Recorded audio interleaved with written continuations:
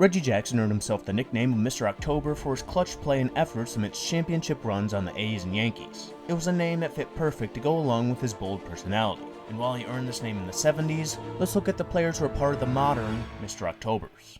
Totally sports-esque. Major League. During the LCS era from 1969 to 1995, only one player played over 70 games in the postseason, and that was Reggie Jackson. His 77 playoff games ties him for 20th all-time with Matt Holliday, but players who played a majority of their games from 1995 and after had the LDS round and more. The closest to Reggie in terms of games played from that era was Pete Rose, who played 67 games, and finished with a much higher batting average than Reggie. But Reggie wasn't known for his average and struck out 70 times in these 77 games. Only 8 players from this era played 50 postseason games or more, and only one had a higher OPS than Reggie, and that was Steve Garvey. In 55 games, he had an average of .338 and an OPS of .910, while hitting 11 home runs and driving in 31. Garvey was arguably the best postseason performer of his era, but Reggie playing in 22 more games than him is perhaps the biggest reason he earned the Mr. October nickname given to him by Thurman Munson. Aside from 1979, he appeared in the postseason every year from 1971 to 1982 with 3 different teams, winning the World Series 5 times and receiving World Series MVP twice. And with his flashy and somewhat controversial persona, the nickname fit him. So after looking at his postseason stats, let's look at those who resemble him in the modern era. With those 19 players who appeared in more postseason games than Reggie, it's not surprising that all of them played a majority of their games in the LDS and wildcard era, and no one played more than Derek Jeter. And it's not even close, as his 158 postseason games is 33 more than Jorge Posada's 125 at second. And the same is true in the hits category, as his 200 hits are 72 more than Bernie Williams' 128 at second. And even with the massive amount of games played, his .308 average is 8th amongst all-time players who have appeared in at least 50 postseason games. So with the massive amount of postseason games he's played, his performance, and the 5 World Series while playing in the biggest market, it's easy to call him the Mr. October of his era. But funny enough, he has a nickname of Mr. November. And this was given after he got the first World Series hit in the month of November, which was a walk-off home run in Game 4 of the 2001 World Series. But regardless of the nickname, Jeter is still the prime candidate for the Mr. October of his era, just from an offensive standpoint, experience, and focus he got on him, like Reggie Jackson. But there is still some competition. If there's 2 teams that define the era from 1995 to 2012, it's the Red Sox and the Yankees, and it can be seen with the entire top 5 in games played in the era, playing most of their games with these teams. Regardless of the Yankees being known for being able to keep their players with the massive amount of money they have, the late 90s and early 2000s teams had multiple players who absolutely stepped up when needed. 3 of the 5 highest hit totals belongs to Yankees, and an underrated piece in the Yankees dynasty, Bernie Williams, has the most postseason RBIs of all time. So for players like Derek Jeter and Reggie Jackson to become postseason legends, their teammates had to perform, especially in a game like baseball. And those Yankee teams had multiple guys who did just that, including the pitchers that we will get to later. But the team that brought the dynasty to an end and gave us the peak of the best rivalry in baseball was the Red Sox, and they also had multiple guys who stepped up.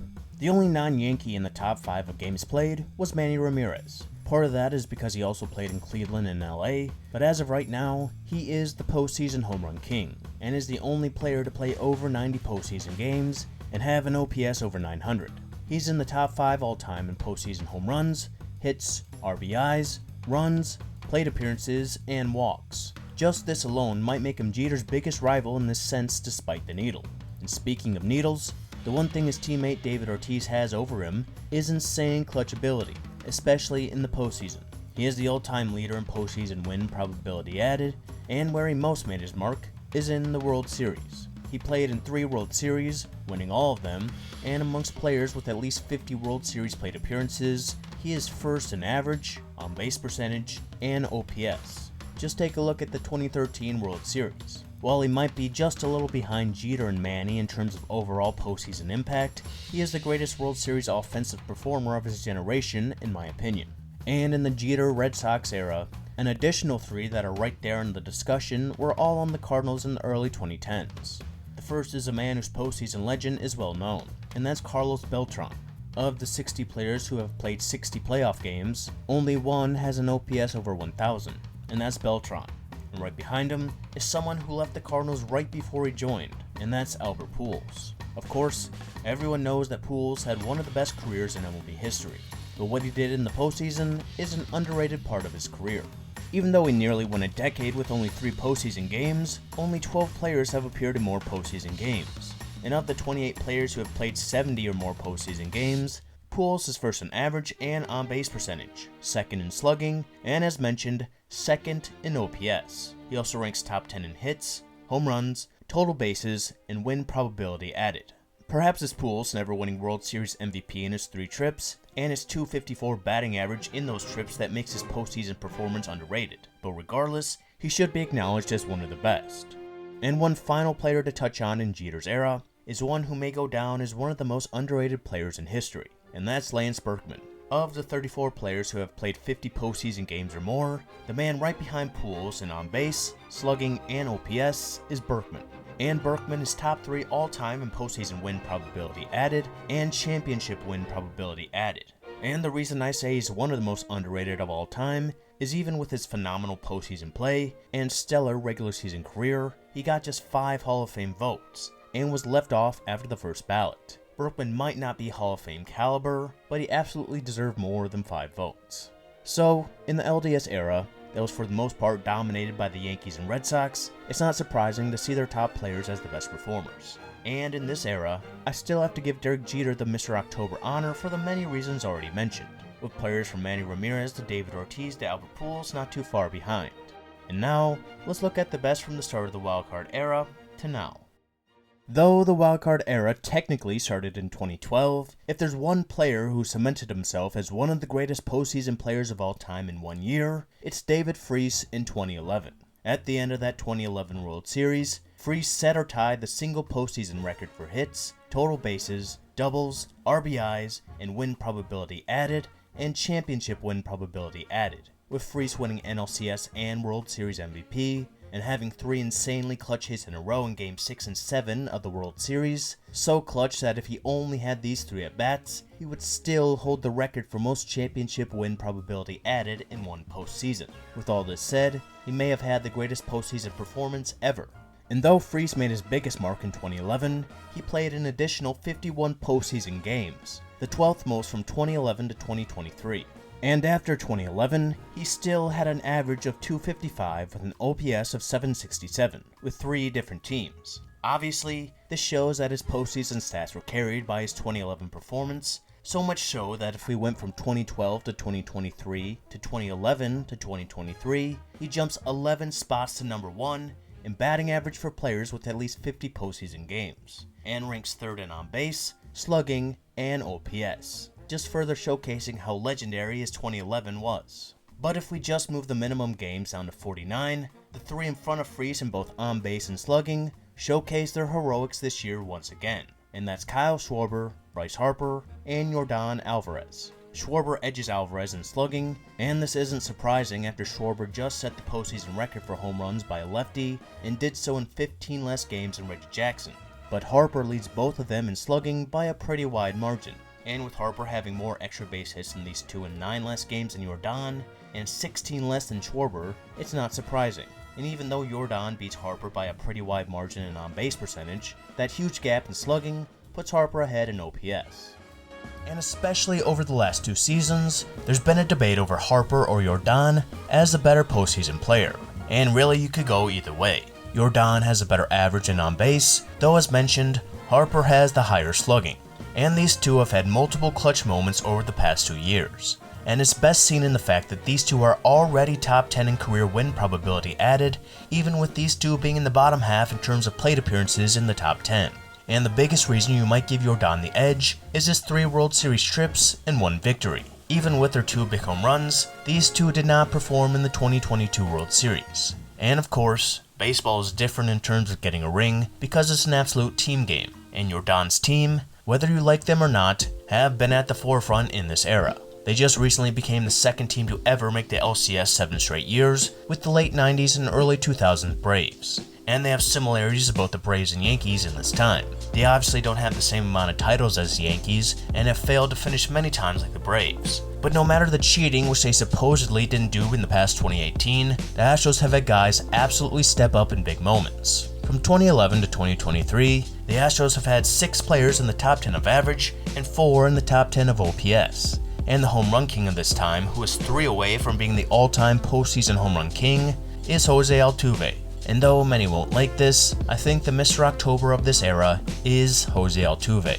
No one has played more postseason games in this time, and no one has won as much as Altuve and the Astros in this time. The reason guys like Jeter and Jackson have the October/November legend attached to them is that they were seemingly there every year. And every year, they performed, getting huge hits, having iconic moments, and being massive parts of their team's success. And as mentioned in the beginning, the Mr. October nickname fit Reggie perfectly because of the attention he received. And in their eras, Reggie, Jeter, and Altuve may be the most discussed. For most, it would be hard to believe that a team could become more hated than the Yankees, but a cheating scandal will do that, even though Altuve never took part in it. The hatred and scrutiny only added to the pressure the Yankees of the 70s and 90s faced, and the current Astros have faced.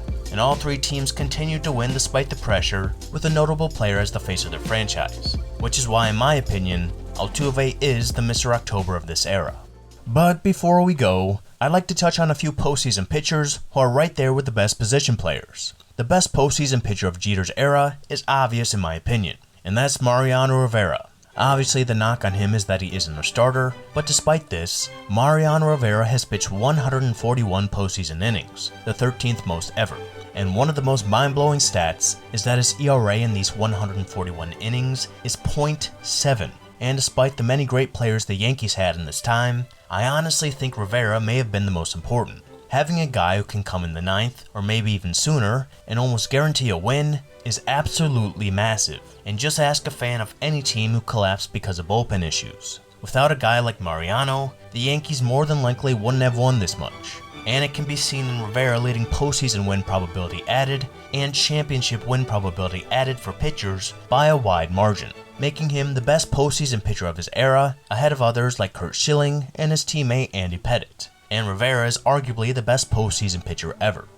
And in the era after Mariano, I think there's another obvious choice, and that's Madison Bumgarner. Obviously, he hasn't appeared in the postseason since 2016 and was just released by the Diamondbacks. But what he did for the Giants in the early 2010s cemented him as the best postseason pitcher of his generation.